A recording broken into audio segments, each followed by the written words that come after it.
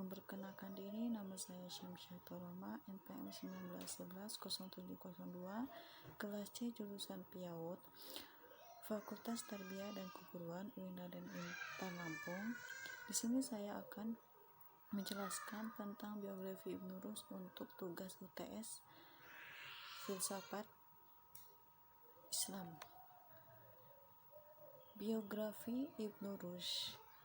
Riwayat hidup Ibnu Rushd. Nama lengkapnya adalah Abu Al-Walid Muhammad bin Rushd yang lahir di Cordoba pada tahun 520 Hijriah atau 1926 Masehi dari keluarga hakim. Setelah menguasai fikih, ilmu kalam, dan sastra Arab dengan baik, ia menekuni matematika, fisik, astronomi, kedokteran, logika, dan filsafat. Ia berhasil menjadi ulama dan sekaligus filsuf yang tak tertandingi setelah diperkenalkan oleh Tufail kepada Sultan Daulah Muwahhidun Sultan Abu Yaqub Yusuf pada tahun 564 Hijriah atau 1969 Masehi, meminta Ibnu Rushd menulis ulasan atas karya-karya Aristoteles. Ibnu Rushd memiliki nama nisbat Al-Qurtubi dan Al-Andalusi. Tanggal dan bulan kelahirannya tidak diketahui secara pasti, namun telah jelas bahwa Ibnu Rushd atau sang cucu ini lahir sebulan sebelum kematian sang kakek, yaitu pada tahun 1926 atau 520 Hijriah, atau sekitar 15 tahun setelah kematian Ibnu Abu Hamid Al-Ghazali, seorang tokoh yang cukup penting dalam kaitan dengan pembahasan pemikiran Ibnu Rushd. Ayahnya bernama Ibnu Muhammad atau 487 sampai 563 Hijriah, adalah seorang faqih terkemuka dan juga pernah menjadi penjabat sebagai qadhi di Cordoba.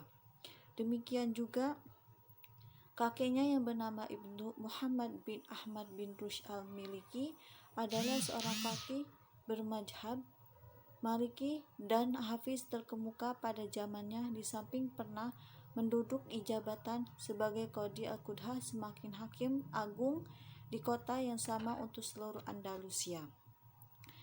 Pada mulianya, Ibnu Rushd mendapat kedudukan yang baik dari Khalifah Abu Yusuf Al-Mansur atau masa kekuasaannya 1948 sampai 1994 Masehi, sehingga ia pada waktu itu Ibnu Rushd menjadi raja semua pikiran, tidak ada pendapat kecuali pendapatnya, dan tidak ada kata-kata kecuali kata-katanya. Akan tetapi, keadaan tersebut segera berubah karena ia dipersonanogratakan oleh Al-Mansur dan dikurung di suatu kampung Yahudi bersama ahli sana sebagai akibat fitnah dan tuduhan telah keluar dari Islam yang dilancarkan oleh golongan penentang filsafat, yaitu para fuqaha masanya. Dalam beberapa hasil di dunia barat, Ibnu Rushd ditulis dan diucapkan bermacam-macam seperti Ibn Rushidin, Filius Rosadis, Ibnu Rushid, Ben Rakid, Ibnu Rushd, Ben Rashid, Aben Ras, Aben Rois, Aben Rash, Aben Rus, Aben Rosh, Evan Riz, Edverois, Ben Rois, dan lain-lain. Hanya dari sekian banyak nama yang diucapkan, yang sangat terkenal dan biasa dipergunakan untuk menyebut Ibnu Rushd adalah nama Averroes atau Ibnu Rushd. Di Barat atau Eropa, Ibnu Rushd dikenal dengan nama Averroes dan dialah filosof Islam yang terkenal dan paling berpengaruh di Eropa, terutama terhadap skolastik Latin lebih besar daripada Ibnu Sina atau Avicenna. Kayaknya yang menyebabkan sangat berpengaruh di Eropa itu ialah hasil karangannya dan terjemahannya dalam bahasa Arab tentang filsafat Aristoteles. Eropa dapat mengenal Aristoteles lebih banyak berkat Ibnu Rushd di Eropa. Dalam bidang kedokteran ini, ia belajar pada Abu Ja'far Harun al-Tirjali dan Abu Marwan bin Harbul. Dalam bidang filsafat, Ibnu Rushd belajar daripada Ibnu Majah yang di barat dikenal dengan Ibn Pace. filosof besar di Eropa sebelum Ibnu Rus. Selain itu, ia juga berhubungan dengan Dr. Abu Marwan bin Jur dan Raja Dinasti Muwahhidun. Pada tahun 1953, Ibnu Rus pindah ke Maroko memenuhi permintaan Khalifah Abu Al-Mu'min, khalifah pertama di dinasti Muwahhidin. Khalifah ini banyak membangun sekolah dan lembaga ilmu pengetahuan. Ia meminta Ibnu Rus untuk membantunya mengelola lembaga-lembaga tersebut. Pada tahun 1969, risalah pokok tentang medis, Al-Risalah, telah diselesaikan dan tahun yang sama pula ia diperkenalkan oleh Ibnu Tufail kepada Khalifah Abu Yakub. Hasil dari pertemuan ini, Ibnu Rus diangkat sebagai Khodi di Safri yang memanfaatkan kesempatan tersebut dengan sebaik-baiknya. Diriwayatkan bahwa Ibnu Rus hanya 2 malam melewatkan begitu saja tanpa membaca atau menulis, yaitu meninggal ayahnya dan malam perkawinannya. Semenjak itu ia mulai menafsirkan karya-karya Aristoteles atas permintaan khalifah tersebut. Keberhasilan menafsirkan karya-karya Aristoteles itu menjadikan ia terkenal dengan gelar komentar Aristoteles. 2 tahun telah menjadi Qadi di Safili. Ia kembali ke Dofa menduduki jabatan Hakim Agung atau Qadi Al-Qudhad. Selanjutnya pada tahun 1982, ia bertugas sebagai dokter khalifah di Istana Al-Muwahhidin, Maroko, menggantikan Ibnu Tufail. Kehidupannya sebagian besar digunakan untuk menjalani tugas sebagai hakim dan dokter.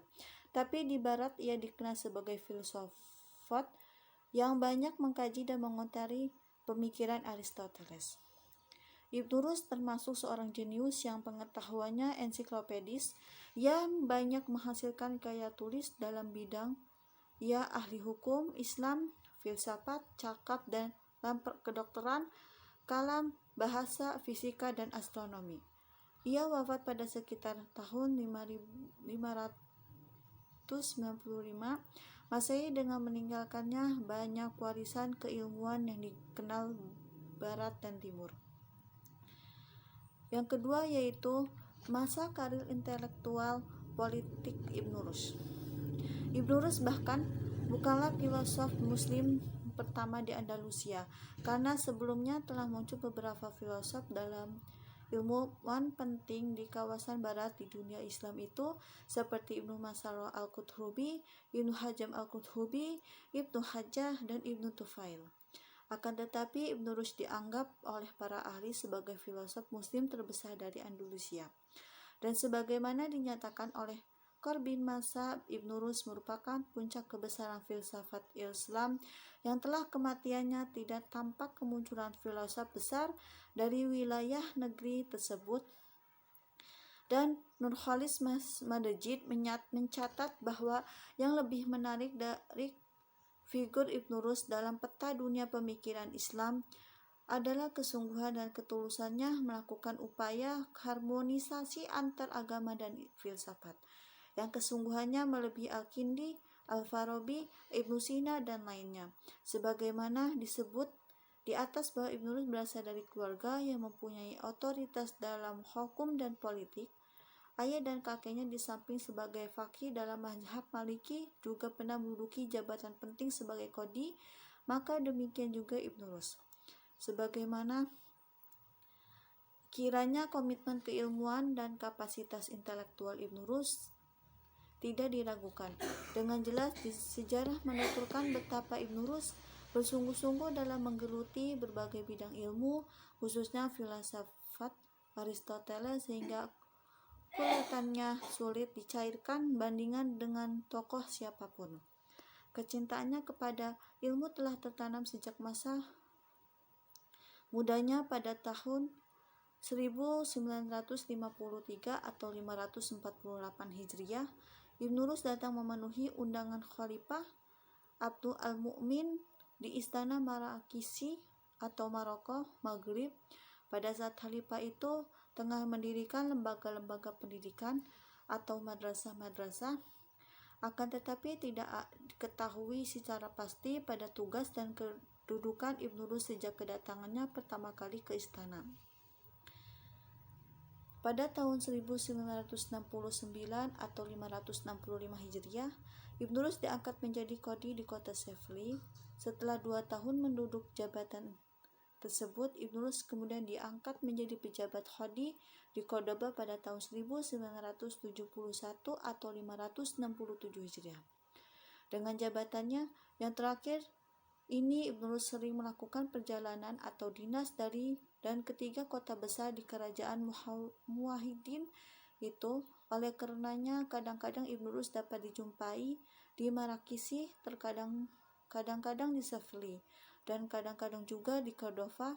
Kemudian pada tahun 1979 atau 575 Hijriah, Ibnu Rus diangkat menjadi qadhi di Sheffield untuk kedua kalinya pada tahun 982 atau 578 Hijriah.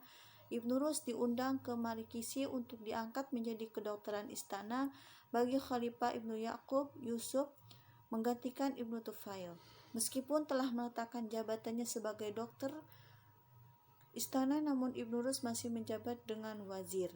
Akan tetapi tidak seberapa lama kemudian Ibnu Tufail pun meninggal dunia pada tahun 1985 atau 580 Hijriah.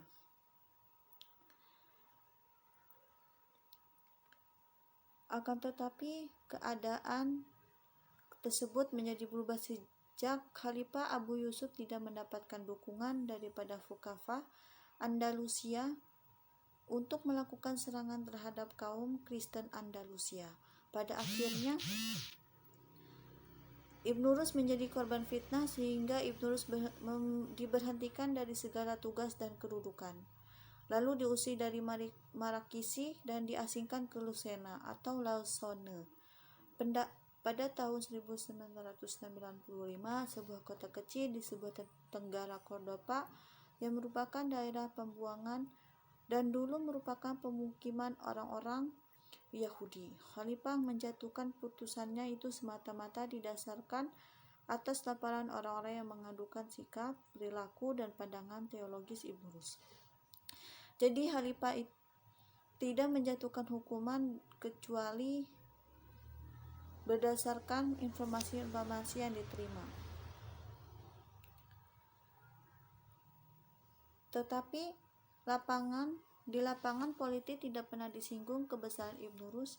Bukan tidak ada buku-buku hasil karyanya di dalam politik, bukan tidak pernah dia bekerja di lapangan pemerintah, dan tidak kurang mendapat yang dilahirkan mempunyai nilai yang tinggi. Anehnya sejarah tidak memasukkan Ibnu Rus sebagai seorang politikus yang ulung, sejajar kedudukannya dengan Rus sebagai seorang politikus yang ulung yang sejajar kedudukannya dengan politik Islam lainnya. Kendati pun demikian, ada beberapa alasan untuk menelusuri pemikiran politik Ibnu Rus. Pertama, pemerintahan Islam di tempat kelahirannya atau Andalusia Ibnu Rus yang berjalan lebih kurang 8 abad yang mengakui kejayaannya tidak mungkin kosong sama sekali dari seorang politikus. Yang kedua, aktivitas Ibnu Rus sendiri yang memberi komentar-komentar terhadap buku-buku dari filosof Yunani, Aristoteles, dan Plato.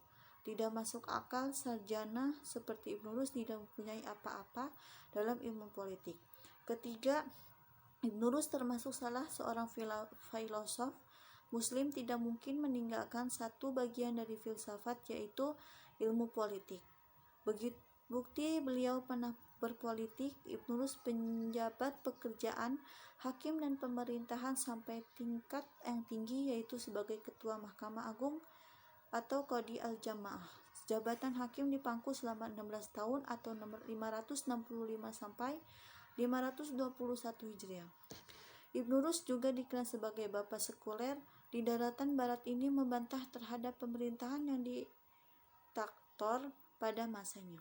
Sebuah hukum yang dikatakan Ibnu Rus dengan istilah yang diciptakan sendiri dengan Istilah wahdaniyah atas satu kekuasaan yang egois, sebagaimana telah ia tegaskan bahwa pemimpin yang jalim alladzi yaqumu bi al-hukmi fi sabili nafsihi la fi sabil ummah. Yang ketiga yaitu karya-karya Ibnu Rus. Produktivitas karangan-karangannya itu karena dia memang sosok yang mengabdikan ilmu baik lewat belajar mengajar, membaca dan mengarang buku. Tidak satu hari pun yang lewat tanpa belajar, kecuali 2 malam saja, yaitu malam perkawinannya dan meninggalnya sang ayah.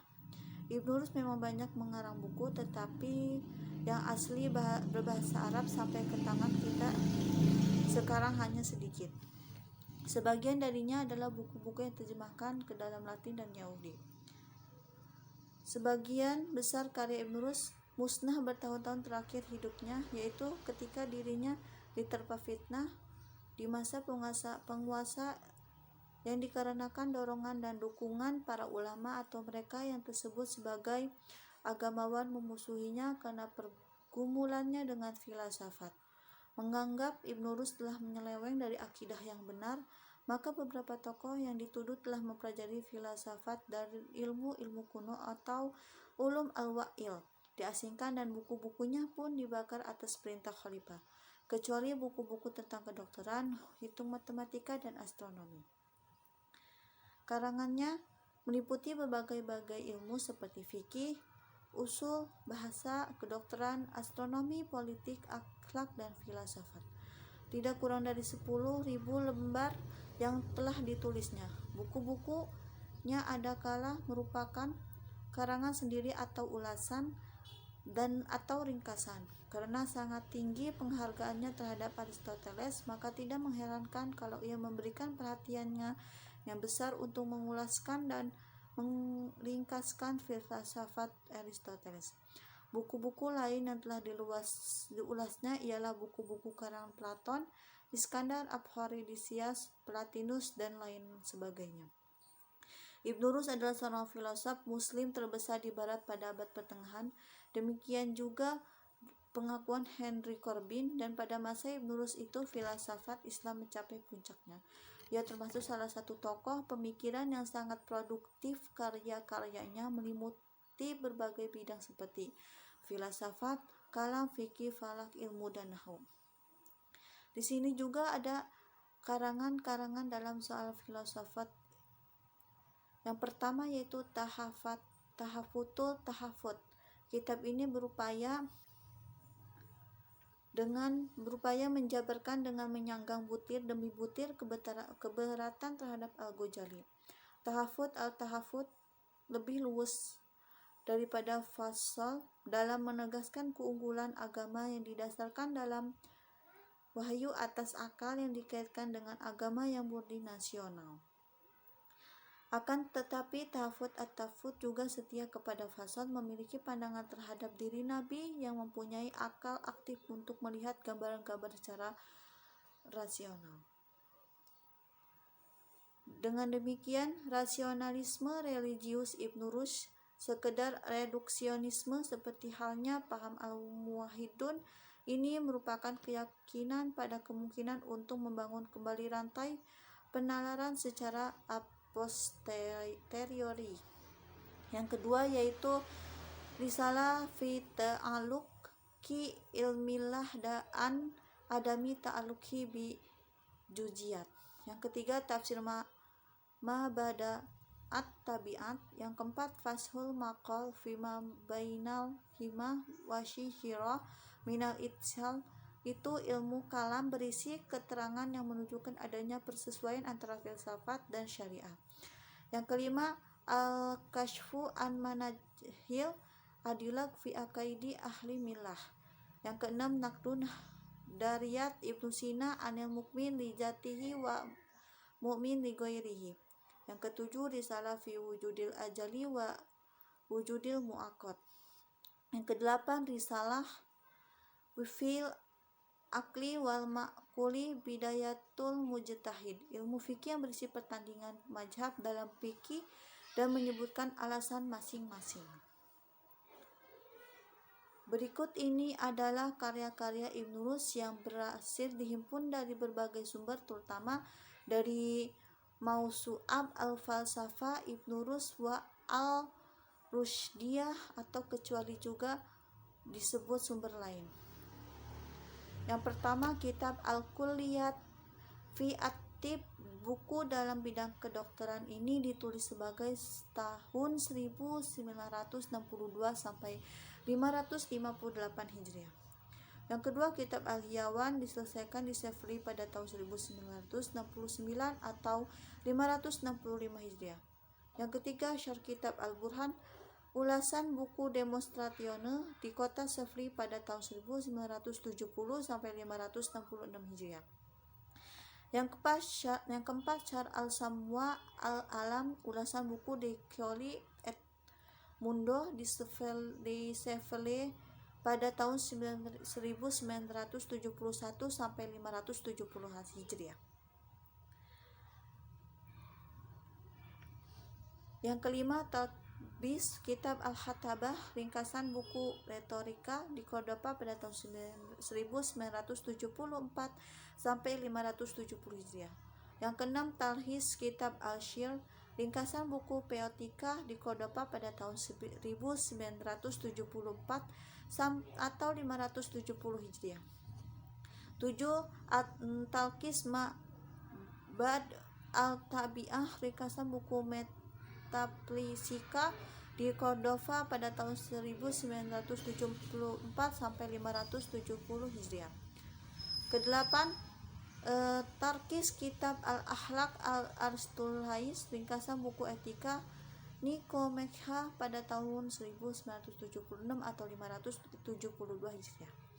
Yang kesembilan, beberapa bagian dari kitab Al-Jrim Al-Samawi, benda-benda langit, ditulis di Marakasi pada tahun 1978 sampai 574 Hijriah dan diselesaikan di Seville pada tahun 1979 atau 575 Hijriah. Yang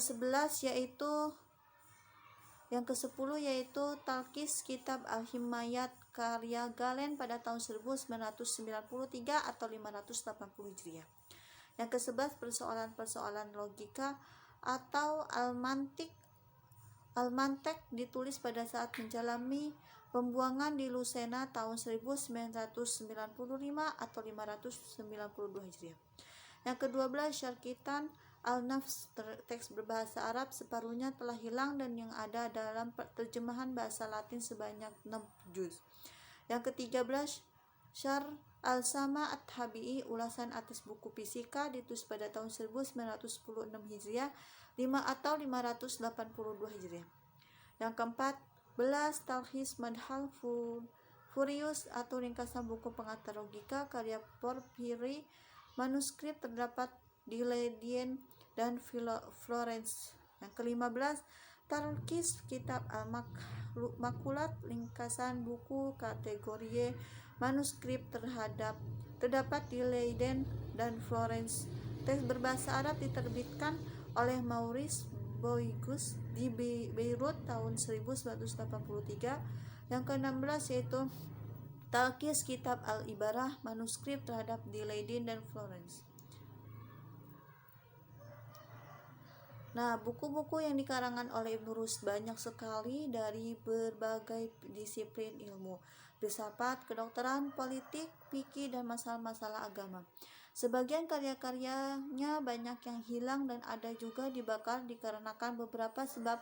Di antaranya, pertama, tulisan-tulisannya yang asli bahasa Arab mengandung anti-filsafat dan filosof. Kedua, di timur ilmu dan filsafat mulai dikorbankan demi berkembangnya gerakan-gerakan mistis dan keagamaan. Akibat dari pertarungan antara kaum agamawan dan filosof mengakibatkan Ibnu Rus mendapatkan celaan dan siksaan serta diusir dia dari tanah kelahirannya sampai beliau dianggap sebagai mulhid. Latar belakang dari pertarungan ini hanya untuk mendapat kekuasaan politik. Berikut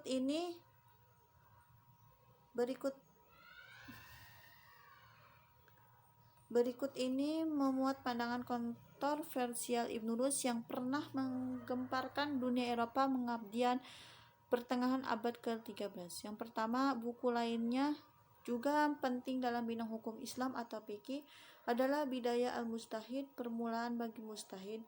Buku ini merupakan suatu studi pertandingan hukum Islam di mana di dalamnya diuraikan pendapat Ibnu Rus dengan mengemukakan pendapat-pendapat imam mazhab. Yang ketiga, Kitab Al-Kulliyat fi Al-Tib telah diterjemahkan dalam bahasa Latin dengan judul Joliget. 3. Damimah Limasalah Al-Qadim. Antara karya besar pernah dihasilkan Ibnu Rus ialah Kuliah Fitib yang mengandung 16 jilid ilmu perubatan secara umum, Mabadil Filasaf mengantar ilmu falsafah, Tafsir Urjuja yang membicarakan perbuatan dan tauhid, karya lain Taslul buku mengenai ilmu kalam, Kashful Abdillah yang mengungkapkan persoalan falsafah dan agama, dan Muwafaqatil Hikmah wal Syariah yang menyentuh persamaan antara filsafat dengan agama. Beliau juga telah menulis sebuah buku mengenai musik yang diberi judul De Anima Aristoteles atau Commentary on the Aristotle de Animo. Sebelum meninggal dunia, beliau telah menghasilkan bukunya yang terkenal Al-Tashir. Buku itu telah diterjemahkan ke dalam bahasa Latin dan bahasa Inggris dengan judul Facilitation of Treatment. Kematiannya merupakan kehilangan yang cukup besar kepada kerajaan dan umat Islam di Spanyol. Beliau tidak meninggalkan seberang harta benda melainkan ilmu dan tulisan dalam berbagai bidang seperti falsafah, perbuatan, ilmu kalam, falak, fikih, musik, kaji, bintang, tata bahasa, dan nahwu. Karya tulis beliau membuktikan penguasaan Ibnu Rus dalam berbagai bidang dan cabang ilmu sehingga usaha untuk menerjemahkan tulisannya dilakukan ke dalam bahasa lain. Buku Kuliah Fitib diterjemahkan ke dalam bahasa Latin pada 1255 oleh Bana Kosa. Buku itu kemudian diterjemahkan ke dalam bahasa Inggris dengan judul Rules of Medication.